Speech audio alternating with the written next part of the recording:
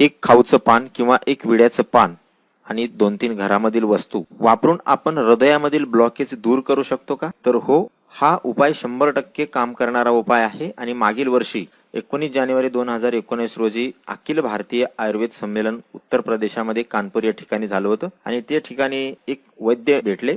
त्यांचं नाव सोनी होतं आणि त्यांनी हा उपाय आमच्या चर्चेमध्ये सांगितला आणि हा उपाय त्यांनी बंगला पानामध्ये करण्यासाठी सांगितला होता. परंतु बंगला पान बऱ्याच वेळा उपलब्ध होत नाही, म्हणून हाच उपाय मी साध्या पानामध्ये करून पाहिला आणि त्याचे रिझल्ट सुद्धा अत्यंत चमत्कारिक असे रिझल्ट्स आहेत. 20 लोकांचे हृदयातील ब्लॉकेज या उपायाने दूर झालेले आहेत असा हा खात्रीशीर उपाय. नस चॉकअप झालेले याने दुरुस्त झालेले आहेत अशा पद्धतीचा हा उपाय. खाऊची 2 पानं लागतात, घरामधीलच 2-3 वस्तू लागतात. या वस्तू कोणत्या आहेत आणि हा उपाय कसा करायचा आहे ते आपण पाहणार आहोत. पण त्याआधी जर तुम्ही या चॅनलवर नवीन असाल तर या व्हिडिओला लाईक करा, चॅनलला सबस्क्राईब करा आणि नोटिफिकेशनसाठी ऑल नोटिफिकेशन या बेल आयकॉनला टच करा.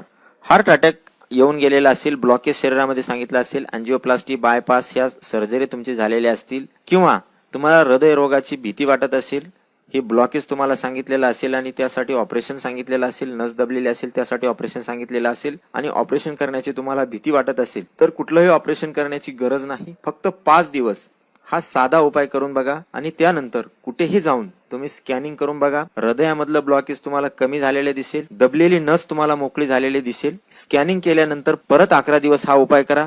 हृदयातलं ब्लॉकेज तुम्हाला पूर्णपणे निघून गेलेलं दिसेल. पहिल्या दिवसापासून तुम्हाला रिझल्ट दिसेल. इतका हा इफेक्टिव्ह आणि अत्यंत साधा उपाय. या उपायासाठी आपल्याला 2 पानं लागतात. नागवेलीची पानं किंवा खाऊची पानं ज्याला आपण म्हणतो ती पानं 2 लागतात. ही देठासह नागवेलीची पानं दगडाच्या उकळीमध्ये कुटून घ्यायची आहे. कुटून घेत असताना त्यामध्येच 4 पाकळ्या लसूण आपल्याला टाकून त्याच्यामध्ये कुटून घ्यायचा आहे आणि त्यामध्येच एक कांडवर किंवा 5 ते 6 ग्रॅम अद्रकचा तुकडा टाकून त्याला पण कुटून घ्यायचा आहे. हे तिन्ही एकत्र कुटून घ्यायचं आहे आणि त्याचा रस काढायचा आहे. तिन्ही एकत्र कुटून त्याचा रस काढल्यानंतर आता ह्या तिन्हीच्या मिश्रणाचा जो रस आहे तो एकतर काचेच्या किंवा मातीच्या भांड्यामध्येच काढायचा आहे. इतर कुठलंही भांड किंवा इतर कुठलीही वाटी याच्यासाठी वापरायची नाही. तुम्ही कप वापरू शकता. चहा प्यायचा जो कप असतो चिनी मातीचा तो याच्यासाठी उत्तम आहे. तर या तिन्हीचा एकत्र रस काढल्यानंतर त्यामध्ये 1 ते 2 चमचे मध टाकायचं आहे आणि त्यानंतर हे जे मिश्रण आहे ते चाटून चाटून आपल्याला खायचं आहे. एकच वेळेस हे औषध घ्यायचं नाही. तर हे खाण्यासाठी साधारणतः 20 मिनिटापेक्षा जास्त कालावधी लागला पाहिजे. अशा पद्धतीनं सकाळी उपाशी पोटी हे चाटून चाटून खायचं आहे आणि त्यानंतर 1 तासभर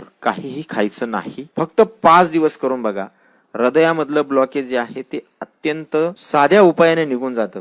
खर्चही वाचतो आणि हृदयामध्ये ब्लॉकेजचा जो धोका असतो, अटॅकचा जो धोका असतो तो सुद्धा निघून जातो. यामध्ये जो लसूण आपण वापरलेला आहे तो रक्त शुद्धता करण्यासाठी, रक्त पातळ करण्यासाठी आणि नसांमधील ब्लॉकेज दूर करण्यासाठी सर्वोत्तम असतो लसूण. त्याचबरोबर याच्यामध्ये जे अद्रक आपण वापरलेले आहे ती सुद्धा रक्त शुद्धता करण्यासाठी आणि कोलेस्ट्रॉलची शरीरामधली जी पातळी आहे ती कमी करण्यासाठी, योग्य ठिकाणी आणण्यासाठी अत्यंत उपयुक्त असतं. हे पान जे आपण याच्यामध्ये वापरतो, या पानाचा रस आणि हे अद्रक आणि लसूण हे एकत्र कुटल्यामुळं जे ब्लॉकेज झालेलं आहे किंवा नस दबलेली आहे ती मोकळी होण्यासाठी अत्यंत उपयुक्त घटक तयार होतो. आणि यामध्ये जो आपण मध मिक्स करतो, मध हा सर्व गुण संपन्न आहे आणि मध याच्यासाठी आवश्यकच आहे. आता एखाद्याला जर डायबेटीस किंवा मधुमेहाचा त्रास असेल त्यांना सुद्धा हा उपाय करता येतो. फक्त मध जो आपण त्याच्यामध्ये वापरणार आहे तो शुद्ध मध पाहिजे. ताजा मध जर तुम्हाला मिळाला तर ते त्यासाठी जर वापरला तर त्याचा कुठलाही शरीरावर साईड इफेक्ट होत नाही. तर ताजा मध असेल तर डायबिटीसचे पेशंट सुद्धा हा उपाय करू शकतात. हळूहळू चाटून चाटून हे जर मिश्रण आपण खाल्लं आणि हा जर उपाय केला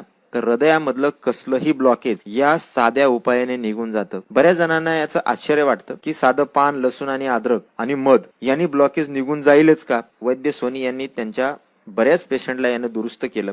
त्यांनी सांगितल्याप्रमाणे मी सुद्धा हा उपाय करून बघितला आणि मला सुद्धा याचे चमत्कारिक रिझल्ट्स मिळालेले आहेत. तर हा साधा सर्वांना करता येणारा अगदी सोपा उपाय आहे आणि याचे रिझल्ट्स 5 दिवसामध्ये आपल्याला मिळतात. त्याचे रिझल्ट्स तुम्ही कमेंटमध्ये अवश्य शेअर करा. 5 दिवसानंतर तुम्हाला कसं वाटतंय. बऱ्याच जणांना पहिल्या 2 दिवसामध्येच हृदयामध्ये ज्या वेदना होतात त्या बंद होतात किंवा एखाद्याची नस दबलेली असेल आणि त्या वेदना आहेत त्या बंद होऊन जातात. हातापायाला मुंग्या येण्याची जी समस्या आहे ती पण बंद होऊन जाते पहिल्या 2 दिवसामध्ये. 5 दिवसामध्ये तुम्हाला याचे चांगले रिझल्ट्स मिळतात. तर हा साधा सोपा उपाय तुम्ही अवश्य